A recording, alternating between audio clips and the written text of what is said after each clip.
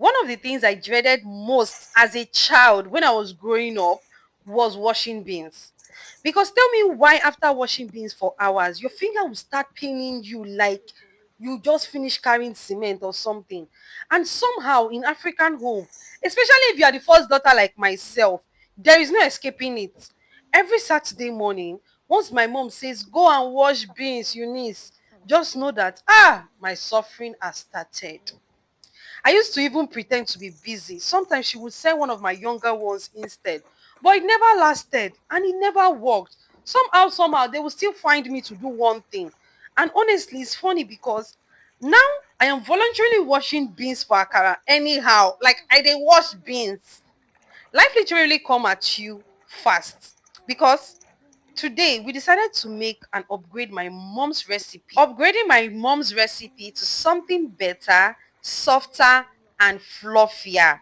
And the thing is, it is very easy. All you just need to do is wash your beans, add your pepper, your bawa, onions. If you like to add ginger and garlic, you can go ahead and add that. But I did not add that because I did not want it. And immediately at this point, my batter was already looking smooth and fine. So I decided to add salt. Then I cracked my egg inside, mixed everything properly so that they will marry each other very well.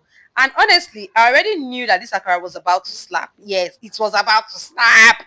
One thing about Nigerian mothers, they can make akara for the entire street without actually measuring anything. No cups, no spoon, no recipe book whatsoever. They just have this experience of knowing the exact quantity to put in every battle.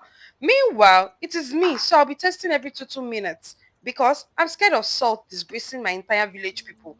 Then it's finally time to fry our akara.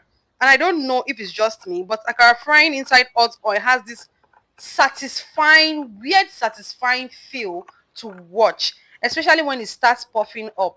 That's when you know your akara has done something good.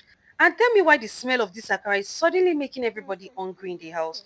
People that said they already ate, they started passing the kitchen unnecessarily. By the time I brought one out there, fiam, it don't go. Honestly, this outdoor kitchen is slowly becoming my favorite thing because cooking here just feels different. It's more relaxing, more free, and more homely. And that's exactly the type of videos we'll be sharing on this channel. So if you enjoy this kind of content, make sure to subscribe and join our little family.